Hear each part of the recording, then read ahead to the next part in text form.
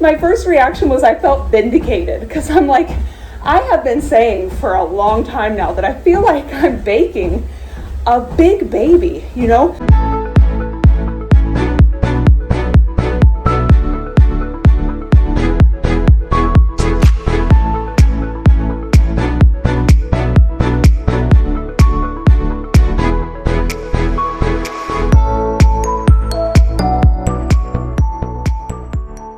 Hey everybody, welcome back to my channel. I'm multitasking, you guys. I'm doing cardio right now, so I apologize for being slightly out of breath, but it is February 15th.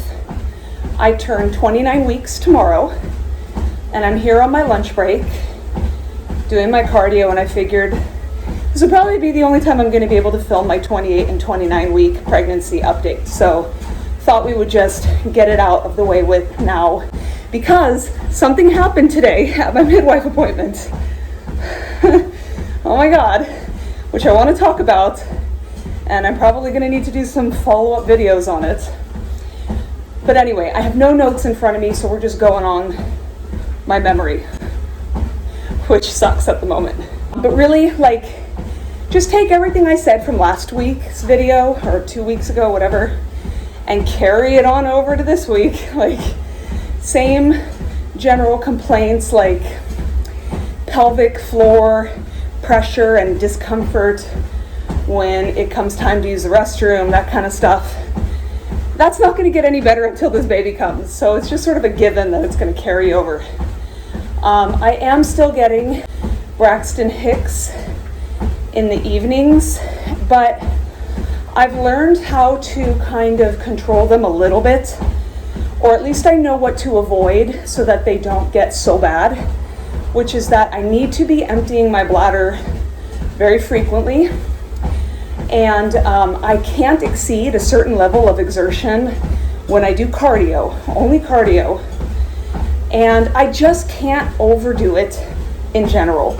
2 Saturdays ago, I had one of these days where I was so nesty and energized and just wanted to be productive. I had so many things to do. And of course I did them all, and I paid for it at the end of the day. I was laying down in bed after hydrating and eating and everything, and I was still getting Braxton Hicks at rest. So that concerned me just like a tiny bit, and I realized, okay, I've crossed into the threshold of I need to take regular breaks. Does not matter how good I feel in the moment, because I will pay for it at the end of the day. When I start feeling them happening, that's it. I gotta pull the plug, and I gotta take it easy for the rest of the day. And then, like, just the 3 main things that I remember from the past 2 weeks were that I have been on and off, and these all coincide with each other. So like, I think I had 2 separate occasions of a couple days stretch each, where I was way moodier than usual. Like, everything ticked me off. I was much more tired than usual and much hungrier than usual. So I'm skipping ahead, but I'm continuing on my nutrition plan. I'm continuing to track my macros at 100% in my FitnessPal. I'm sticking to my nutrition plan. However, like I said in my last videos, and like I will repeat today, when I go through those phases where I can tell my body's energy requirements have gone up, I listen to it and I eat. I stick to my nutrition plan, and if by the end of the day, once I've hit all my macros, if I'm still hungry, I eat, and I don't track that.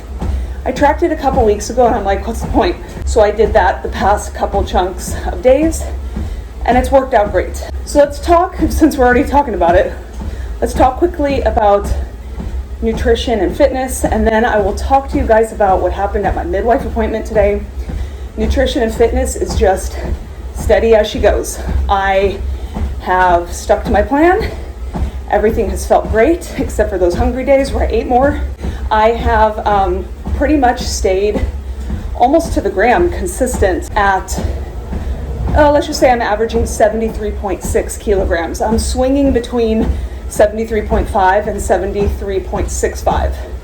So let's just say 73.6. Now, in my last video, that I published, which I think was when I was 27 weeks. I had ended that video at 73.9, so I've actually gone down, 0.3 of a kilo. But I think maybe I was a little bit higher, on the higher end on those days, because I had been eating more carbs, because they were hungrier days for me, and you retain more water when you eat carbohydrates.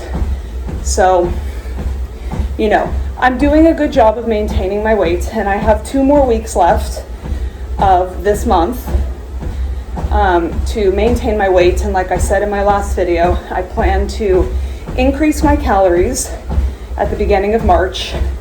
My plan is to just continue eating the same foods I'm eating now, but I'm going to add in a bowl of oatmeal with some seeds and stuff in it in the afternoon. So that should bump up my caloric intake by around 300, 350, and then continue to monitor my weight and see what happens. But I'm almost to my goal of being in range for like the healthy weight gain, and it's felt like a really long time. By the end of it, it will have been 8 or 9 weeks that I will have been tracking diligently. It's like a full-on, it's like being in a cut or being in a reverse diet, honestly, because I'm weighing myself every day and taking in all this data and just making sure everything adds up. So that's that. So everything is going fine there, and I will show you guys a bump shot at the end of this video. I had my second midwife appointment today, and like official midwife appointment.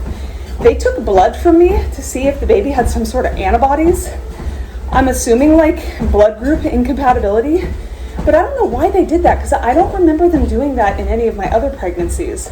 I have A+ blood group.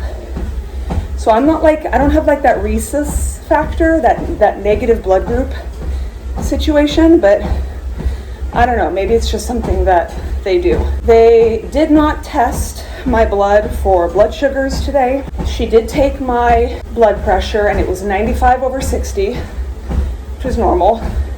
She did not test my iron. She measured the baby's heartbeat, and she listened for a really long time, like a really long time. And I'm like, is everything okay? It sounded okay. And she goes, oh yeah, everything is great. I don't know why she listened for so long, but it was for several minutes, and the baby's heart rate fluctuated from like 133 to 146. And then she palpated my belly, and she said that his butt is in my upper left corner side, and his head is like, right down, sort of on the left side, but down low. And then she measured my fundal height, and she did it like 3 or 4 times, and she was like pressing down pretty hard on the top part of my belly, like trying to find the top part of my uterus, and then measured again, and then and I'm just like, what's going on here? And then she put it into the system. And it's really funny, because I had brought it up to my midwife last month that I was slightly concerned that my baby might be on the bigger side. And part of that is because in my anatomy scan, his torso was measuring almost a full 2 weeks ahead in both length and circumference. It's like a week and 5 days ahead. But she's like, oh yeah, whatever, everything's fine, yada yada. Well, this time, she put my fundal height measurement into the chart, and I'll put it here. It's like I'm so above and beyond the normal like fundal height for this gestation. I'm measuring like 4 weeks ahead at the moment, 3.5 to 4 weeks ahead. And a month ago, I was measuring like 2 weeks ahead. So not only was he like sort of maybe measuring a little bit big last month, but now like we've gone completely off the curve. And so I saw that, and like my first reaction was I felt vindicated, because I'm like, I have been saying for a long time now that I feel like I'm baking a big baby, My belly is huge. It feels so heavy. And like I'm having issues rolling over in bed that I don't remember really feeling until I was like 35, 36 weeks pregnant with my last 2 kids. And I'm over here like 27, 28, 29 weeks pregnant, like audibly moaning as like I shift this mass from one side to the next. And like my husband said the other day, I was like bent over on the kitchen counter having a Braxton Hicks, and he's like, damn, he's like, this is the most pregnant I have ever seen you. And I was only 28 weeks pregnant at the time. I'm like, bro, we still have 12 weeks left. 12. So the plan is I have to go in to my midwife in 7 days, next Tuesday, for another control. They're going to measure my fundal height, and she said that if he is still measuring like that big, if it wasn't just an error, I guess is what she's saying, then they're going to send me for a growth scan. And I don't know if that's going to happen same day or if they're going to schedule it for like 2 weeks or something into the future. Socialist healthcare, I have a feeling it's not going to happen same day. Now, I knew the answer to this question, but I asked anyway, because I don't know how Sweden approaches things like this. Because in every other aspect of healthcare in general, let alone prenatal healthcare, it's very hands-off. Their normal ranges are much broader, I feel like, than other countries. And for the most part, like, they seem to take a very nonchalant, casual, we'll see what happens kind of approach to things. So I asked her, okay, well, suppose he's still big, all right, and then we do this growth scan, what happens next? What do you guys do? And she said, well, it could be because the baby is maybe actually very big or whatever. She said it could also be because you have more than normal fostervatten. What is that? Amniotic fluid. And there are things to look into if that's the case. And she goes, or it could just be nothing. It could just be a felmätning. What do you, like just an improper measurement. It could just be nothing. So, but she goes, you know, depending on what it is, it might be that they may choose to induce me early or just monitor it or whatever. So there's no real plan right now. I don't really know what to expect because I've never gone through this in any of my other pregnancies. So that is the 28 and 29 week update. I did plan on talking about some other things, like how I plan on approaching postpartum differently and whatever. I'm not going to get into that today because I don't have time. But I will say I've gotten very, very nesty, and I have pretty much pulled the trigger on purchasing everything we now need for the baby. My new pump comes tomorrow. I decided to buy a new Spectra S1. I was on the fence, like, should I buy a new one or should I just continue to use my old one from my last pumping journey? And maybe it will work just fine for me, but I have gone so far above and beyond the warranted number of hours on my old Spectra S1 that I don't know if, like, the suction has decreased. So, like, I just decided I'm going to get a new pump. So I got a new pump, and that my old S1, I think I'll leave in the car as like a backup pump to take or whatever. So there's that. So that's coming tomorrow. I ordered our new infant car seat because we threw away our old one. So we thought we were done having babies. So we decided to get the X-Kid Baby Fix this time. With my other two, I used like the Graco. I used a Graco one. It doesn't even exist anymore. I looked it up.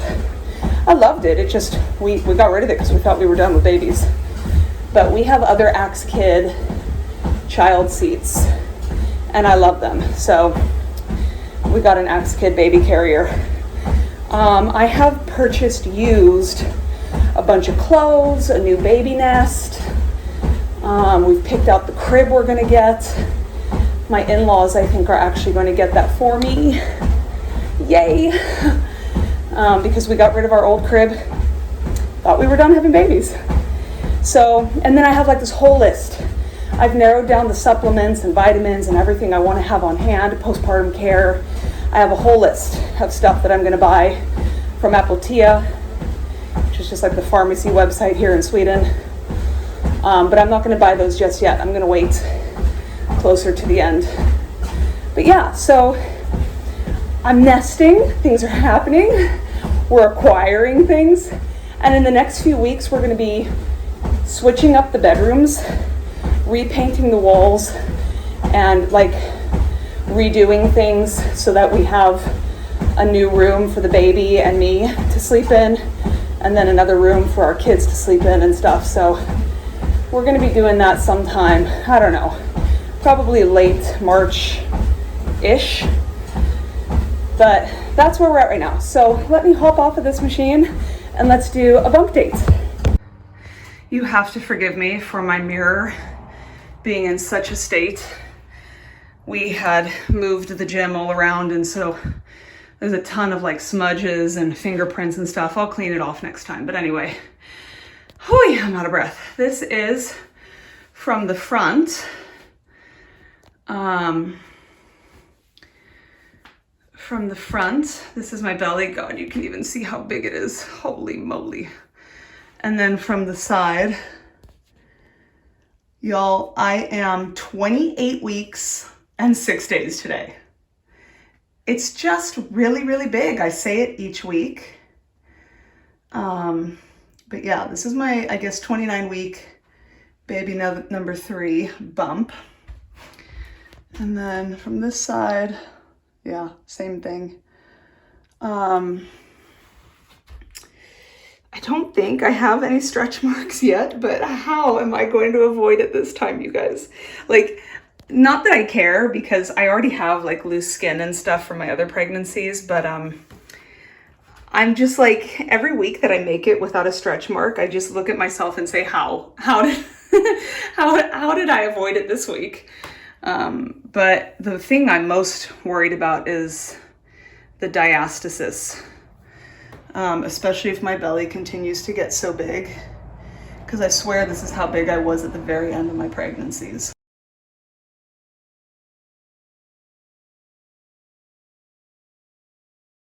With my other 2. So I am a little concerned about core health, but I've been protecting it. I've been engaging my core when I work out. I've been doing a lot of diaphragmatic breathing.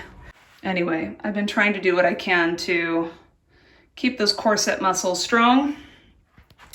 But that's that for now. So stay tuned, because I have my next extra midwife appointment next week on Tuesday. So I will be doing a follow-up on that just to see what happens next, because I don't know what to expect. Anyway, stay tuned for that, you guys. Bye.